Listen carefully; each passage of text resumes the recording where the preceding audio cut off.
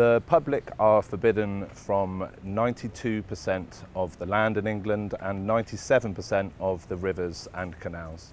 Who owns this land are a mixture of private individuals, private corporations, national institutions, and offshore companies. 50% of the land in England is owned by 1% of the population. The problem with this, of course, is that the public desperately need access to nature, to the physical and mental health giving properties that nature will bring. The issue is, of course, that private property as it is defined in England overrides that need of the public to connect with nature. The land wasn't created owned. The land was privatised by a series of enclosure acts, some of which were legal when they were passed through Parliament and some through illegal enclosure, which by and large involved a combination of violence and pressure from men of extreme power. I think the English public are taught briefly about protest and the resistance to land enclosure. We've heard of the Peasants' Revolt, we've heard of the Pilgrimage of Grace. We might not have heard of the Midlands Revolt and some of the more specific and localised revolts in the areas. The history of protest is very rarely taught in schools and it's very rarely part of our education system, largely because I think it sends the message that people have power. And every single one of the rights that we now enjoy has been taken by the people and not given by the authorities. To teach that protest and civil disobedience work does tend to put those in positions of authority and power in a less authoritative and less powerful position. In some ways it's like we've lost that inner childhood desire to go full pelt into an open field and let our imagination and our enthusiasm take us where it will. The idea that we're not allowed to go somewhere has become so normalised that we seem to have forgotten what we've lost. I grew up in the country. I grew up walking the woods. I later became a professional illustrator and it just became my practice to go walking with my sketchbook.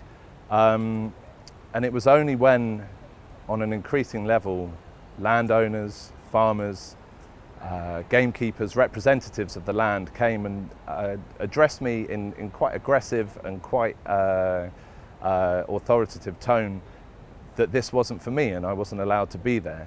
So over a period of time, after various meetings with representatives of the landowners, this power they had over me, I became aware of it as almost like a magic spell, that they could come up to me out of the blue, regardless of what I was doing, and extricate me from the land.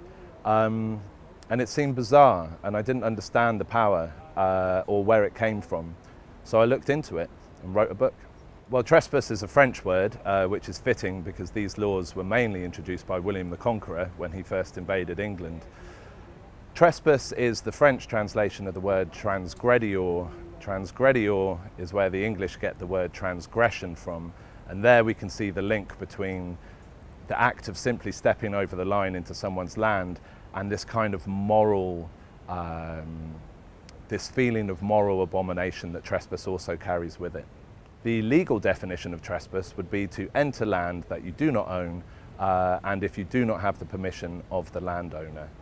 The reality, as I would like to see it, is that trespass is just what power calls walking, swimming, paddleboarding, kayaking, any expression of a freedom and a connection with nature that the person that happens to have had the money or the inheritance to own the land feels in some way threatened by. Access to land has never been more important than it is today. We have an obesity crisis, we have a mental health crisis, we have a desperate need to connect with nature, and yet old archaic laws are preventing us from this, whereas just over the River Tweed in Scotland, the situation could not be more different. People still own the land, but the right of the public to access it supersedes the right of the landowner to exclude them. The Conservatives have been debating for the last 10 years and are now set to criminalise trespass, which is ostensibly an act against the travelling community, which would contravene the Human Rights Act. But there is also a very serious threat that they will also criminalise wild campers, kayakers, paddleboarders, anyone who happens to stray over the right of way or step over the line could now be criminalised.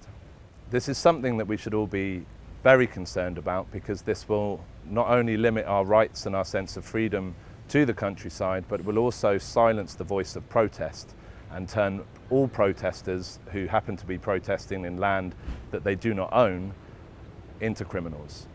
So just after lockdown, the first time that I was allowed out with my kayak, I went to the River Loddon in Hampshire and was yanked out of the river verbally by the Duke of Wellington's men. And it was one of those situations where it was a repeated threat of reasonable force, which is kind of a grey ground in the world of private property. And it was 2 hours on the train down from London, 3 minutes on the river, and then about half an hour of an aggressive dialogue, which eventually persuaded me that there was nothing that I could do and that these men were standing in my way. And so I just had to take the train back to London. And it was a shame, because I spent lockdown squat jumping in the park just outside my tower block. And this was the first time that I was really able to go for a swim or go for a kayak. It was a hot sunny day, and I was causing no harm, but the laws of property once again sent me on my way. The issue of class is of course prevalent in land ownership, and specifically with the Duke. One of the bailiffs told me that this land was owned, he owned 7.5 miles of this river, and the bailiff said, well, you, the public, gave it to the Duke of Wellington following the Napoleonic Wars. Of course, the soldiers that actually fought in the Napoleonic Wars, tens of thousands of men, were left to come home to England and given absolutely nothing in return for their service, except for the 1824 Vagrancy Act, where they were all rounded up and put in the workhouse. There is an issue of class to do with land. It's to do with whether it's right for us to be able to access nature depending on how much money we have in our pocket. Lockdown, of course, accentuated the fault lines of class and race and gender. But in terms of land and in terms of our access to land, people with the ability to afford back gardens, people with access to nature, in many ways suffered a great deal less than people that were not. People that were confined within tower blocks, who only had the smallest of parks to exercise in. It's not just physical health that suffers when access to land is removed as a right.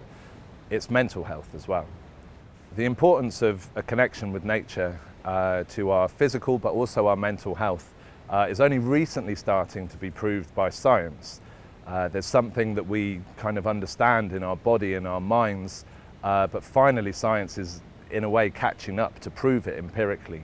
The scientists call land green space and they call water blue space. It can affect our moods, it can improve the way we feel about ourselves, it can set our lives in perspective, but also on a physical basis, it clears our lungs of the smog in the air and has been proven to alleviate the symptoms of ADHD.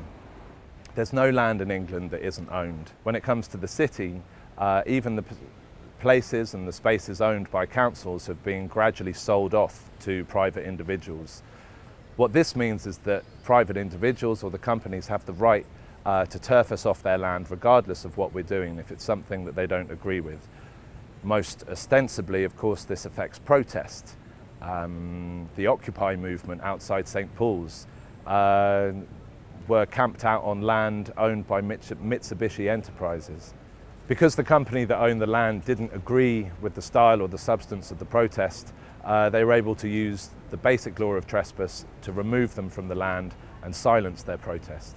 Many of these public spaces have been sold off to private enterprises. There's a phenomenon called POPs, privately owned public spaces. But also on top of these, there's all of the private gardens. People don't have access to the nature and to the green spaces that they require, simply because councils have had to raise funds by selling off land. It's an interesting idea of whether the elitist ownership of land is actually a natural thing, is whether someone can have a right to own so much land. In a way, it doesn't really matter who owns the land, it's just how that ownership is defined. So if the public have an ability to access the land, if the wealth that land accrues, which was once, of course, held by the Commonwealth and then privatised by the fence, if the public have a right to access the beauty and the health-giving properties of nature, then in some ways it doesn't matter who owns it. But this idea of ownership is based largely upon the writings of John Locke. John Locke suggested that you had a right, a natural-born right, to own land exclusively if at some point you had mixed it with your own labour, so if you'd worked to plough it. The point is, though, that capitalism has forgotten what is now called the Lockean proviso, which is essentially only if there is enough land left in common. We're in a situation now where all of the land in England is owned. Very, very few areas of land are actually designated as common land, and so we're nowhere near the Lockean proviso. So we need to change the way we think about land so that the public can have access to more of its value. So the issue of land ownership doesn't just affect our ability to access nature. Homelessness, even migration. There are over 200,000 empty homes across the whole of England, and yet our politicians and the landowners are constantly telling us that this country is full. This country is full of empty space and empty homes. It is just the logic of private property that forbids these houses to be used by the people that desperately need them. Nowhere is this more apparent in London, where we have a crisis of homelessness, and yet luxury apartments are bought and kept empty for the purposes of land banking. Recently, there's very rightly been a renewed conversation about the effects of the British colonial exploits, about the East Indian and the West Indian exploitation of land. The conversation needs to now happen about the exploitation that was practiced first by these same aristocratic and business imperatives on our own land when the commons were colonised and exploited, they were mined, where the Commonwealth was turned into private profit. In the 17th, 18th centuries, the working class of England knew all too well that the tactics that were employed in the colonies were the very same tactics that were being used on the English people back at home. It's about the exploitation of labour, and when money was made either in the Caribbean or East India, the money that was brought home to England was used to enclose further land, which took the working class, removed their ability to self-subsist, and basically herded them into the workhouses. So in those days, the link between the exploitation of foreign land and the slavery of African peoples was very clear to the working class of England, who saw it as just another extrapolation of what was happening to them. Recently, there's been a very laudable move towards rewilding in England, taking spaces of land and giving them over entirely to nature. But perhaps what might be more interesting is a process of recommoning, where the land and decisions of how it is used is given over to the local community. Not only does this greater involve the local community in the aspects of nature and land, but it also allows them to preserve it for future generations as well. Too many times has the issue of land ownership been conflated with people's personal and private sanctuaries. The issue is not opening up your back garden to the general public to stroll through. The issue is the vast amount of open spaces, the vast amount of blue space that we have in England that can give so much in terms of mental and physical health benefits to the public. We're not looking for a revolution, we're not looking for an upheaval of the state. What we're looking for is a fundamental change in the way people approach land and the way that people feel welcome to be out in nature. We need a situation where access to nature is not seen as a crime, but as a human right. So in spite of the government's attempts to criminalise trespass, in spite of more council land being sold off to private corporations, there's a huge amount of reasons to be positive and hopeful about the future of land and access in England. The Countryside and Rights of Way Act, which was brought in by Labour in 2000, is only the start. There is a website that we're launching called righttoroam.org.uk, which seeks to expand the parameters of the Countryside and Rights of Way Act. We're looking to open up the rivers, the downland, the green belt, and the woodlands of England so that the most amount of people as possible can have the greatest access to the most health-giving space available in England.